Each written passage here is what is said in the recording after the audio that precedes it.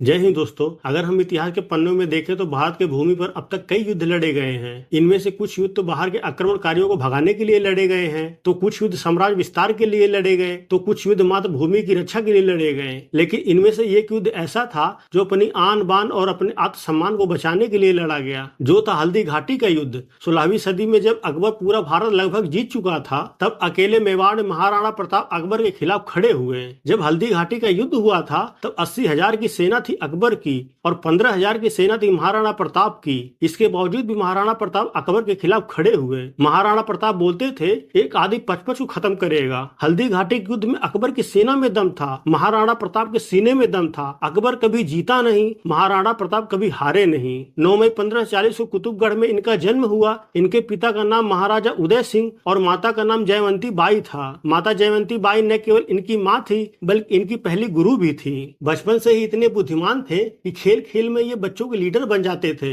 अलग अलग उनकी टीम बना देते थे, उनके रोल उनके गोल डिसाइड कर देते थे और उसी समय अस्त्र शस्त्र तलवारबाजी भाला चलाना सब कुछ सीख गए। इनके परिवार में कई लोग थे, बप्पा रावल, राणा हमीर, राणा सांगा, लेकिन राणा प्रताप केवल महाराणा प्रताप को बोला गया। महाराजा उदय सिंह की दूसरी भी पत्नियां थी। उनमें से एक थी महारानी धीरबाई। वो चाहती थी कि उनका बेटा जगमाल मेवाड़ का राजा बने। वहीं पर उनकी बाकी पत्नियां भी चाहती थी कि उनका बेटा राजा बने। इसकी वजह से इनके परिवार में लड़ाई झगड़े और दरार पड़ने शुरू हो गए। अकबर बहुत तेज था, उसने इसका फायदा उठाया। उसने सोचा इन राजपूतों को आपस में लड़वा दो और कुछ को अपने साथ ले लो। उसने वैसा ही किया, राजपूतों को आपस में लड़वा दिया, मरवा दिया। अकबर ने आमेर के महाराजा को अपने साथ मिलाया, टोडरमल को अपने साथ लिया, राजा जय सिंह को अपने साथ मिलाया। अकबर बहुत ही स्मार्ट था, उसने इनके परिवार के लोगों को तोड़ अपने साथ मिला लिया। यहाँ पर महाराणा प्रताप अकेले पड़ने लगे। तीनों ने जंगल में रहने वाले भीलों को इकट्ठा किया और उनकी सेना बनाई और अकबर के खिलाफ जंग छेड़ दिए। महाराणा प्रताप शरीर से बहुत ही ताकतवर थे।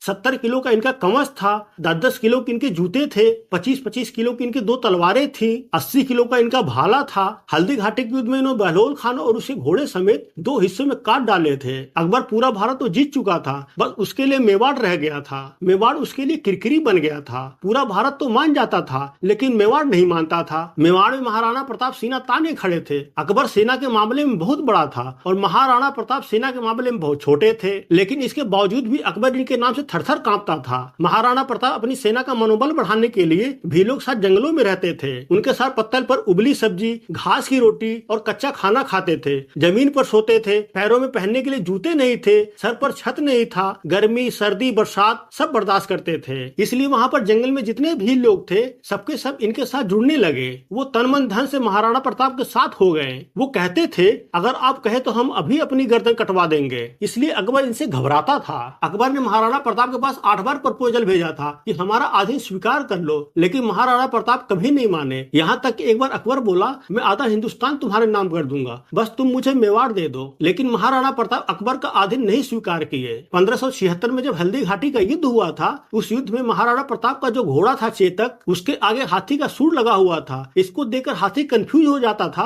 कि ये हाथी है या घोड़ा। इनका जो घोड़ा था चेतक, यह नीले कलर का अफगानी घोड़ा था। ये ऐसा मात्र एक घोड़ा था जिसके ऊपर कई कविताएं लिखी जा चुकी हैं। महाराणा प्रताप अपने पुत्र से ज्यादा प्यार करते थे इस घोड़े से। उस समय युद्ध के दौरान हाथी के सूंड के आगे तलवारें लगी रहती थी। जब ये छलांग मारकर अपने घोड़े के साथ जा रहे थे तो उस तलवार से चेतक का एक पांव कट गया। युद्ध के दौरान जब महाराणा प्रताप अकेले बीच में फंसे थे, तब यही उनका घोड़ा चेतक था जो वहां से इनको भगा कर ले गया और इनको बचाने के लिए एक कटी टांग से 28 फीट का गहरा नाला छलांग मारकर कूद गया। चेतक ने पहले अपने राजा को बचाया, पैर तो इसका कटी गया था और लंबे छलांग के कारण इसने अपना प्राण त्याग दिया। बात सिर्फ चेतक की नहीं है, महाराणा प्रताप के पास राम प्रसाद नाम का एक हाथी भी था। हल्दी घाटी के युद्ध में राम प्रसाद का अहम भूमिका था। राम प्रसाद ने अकबर के 8 हाथियों को मार गिराया था और उसके कई घोड़ों को भी खत्म कर दिया था। राम प्रसाद के सूंड के आगे एक बहुत ही खूंखार तलवार लगी हुई थी। जो भी उसके आगे आता था राम प्रसाद उसको खत्म कर देता था। उसकी इस तबाही को देखकर अकबर सोचने लगा कि किसी तरह इस हाथी को अपने कब्जे में कर लूं, अपने साथ ले जाऊं। अकबर ने 12 हाथियों का चक्रव्यूह बनाया और महावतों की मदद से महाराणा प्रताप के इस हाथी को किसी तरह अपने कंट्रोल में किया। अकबर बंदी बनाकर अपने साथ ले गया। अकबर ने बाद में राम प्रसाद हाथी का नाम बदलकर पीर रख दिया।